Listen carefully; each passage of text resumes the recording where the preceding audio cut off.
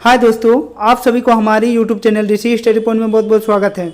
आज हम लोग क्लास 10 के 11 नवंबर को होने वाले इंग्लिश के पेपर के कुछ महत्वपूर्ण सवालों को देखेंगे। आज के हमारे इस सेट में जितने भी क्वेश्चन हैं आप लोगों के वार्षिक परीक्षा और वीकली परीक्षा के दृष्टिकोण से बहुत ही महत्वपूर्ण होने वाला है। इसीलिए दोस्तों आप लोग हमारे इस वीडियो को शुरू से अंत तक देखें और हाँ, अगर अच्छा लगे तो अपने दोस्तों को भी ज़्यादा से ज़्यादा शेयर करें ताकि वह भी अच्छा नंबर ला सके। तो चलिए दोस्तों, अब देर न करके एक एक करके उन सभी क्वेश्चनों को देखते हैं। आज का हमारा पहला क्वेश्चन कह रहा है कि who is the author of A baker from Goa. पहला ऑप्शन है अनूप कुमार दत्ता, दूसरा ऑप्शन है लोकेश अब्रोल, तीसरा ऑप्शन है लुसियो रोड्रिग्स या चौथा ऑप्शन है नॉन ऑफ द अबव। तो ए बेकर फ्रॉम गोवा पाठ के लेखक लुसियो रोड्रिग्स हैं, इसीलिए इसका सही जवाब है ऑप्शन नंबर 3। हमारा अगला क्वेश्चन कह रहा है कि why did the Elder thinks about their past, यानी बुजुर्ग अपने अतीत के बारे में क्यों सोचते हैं। तो इस सवाल का सही जवाब होगा option number 1, they miss the old day, यानी उन्हें पुराने अच्छे दिन याद आते हैं। हमारा अगला क्वेश्चन कह रहा है कि how is the family process still carried, यानी पारिवारिक पेशा अभी भी किस प्रकार चलाया जाता है। तो इस सवाल का सही जवाब होगा option number 2, by their sons, यानी उनके पुत्रों द्वारा। हमारा अगला क्वेश्चन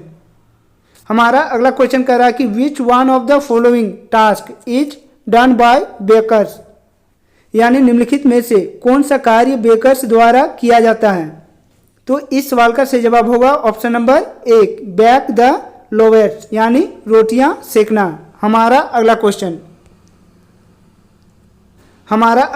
कह रहा है कि what are the bakers now as in Goa, यानी गोवा में बेकर्स को क्या कहा जाता है।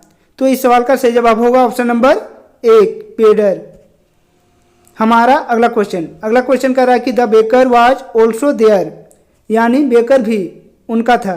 पहला ऑप्शन है फ्रेंड, यानी मित्र, दूसरा ऑप्शन है कॉम्पिनियन, यानी साथी, तीसरा ऑप्शन है गार्ड्स, यानी मार्गदर्शक, या चौथा ऑप्शन है ऑल ऑफ द अबव। तो इस सवाल का सही जवाब होगा option number 4, all of the above. हमारा अगला क्वेश्चन कह रहा है कि what did the children long for, यानी बच्चे किस चीज की चाहत रखते हैं। तो इस सवाल का सही जवाब होगा ऑप्शन नंबर 2, ब्रेड बेगल्स, यानी रोटी चूड़ियाँ। हमारा अगला क्वेश्चन कह रहा है कि how many times did the baker com everyday, यानी बेकर प्रतिदिन कितनी बार आता था। तो इस सवाल का सही जवाब होगा ऑप्शन नंबर 2, ट्विस्ट, यानी 2 बार। हमारा अगला क्वेश्चन कह रहा है कि the sweet bread is now as the, यानी मीठी रोटी को डैश के नाम से जाना जाता है। तो मीठी रोटी को हम लोग बोल्स के नाम से जानते हैं, इसीलिए इसका सही जवाब है ऑप्शन नंबर 1। हमारा अगला क्वेश्चन कह रहा है कि which name is used for the sweet bread, यानी मीठी रोटी के लिए कौन सा नाम प्रयोग किया जाता था। तो इस सवाल का सही जवाब होगा ऑप्शन नंबर 1, बोल। हमारा अगला क्वेश्चन कह रहा है कि which word in the following means the same as sweet smell, यानी निम्नलिखित में से किस शब्द का अर्थ मीठी गंध के समान है।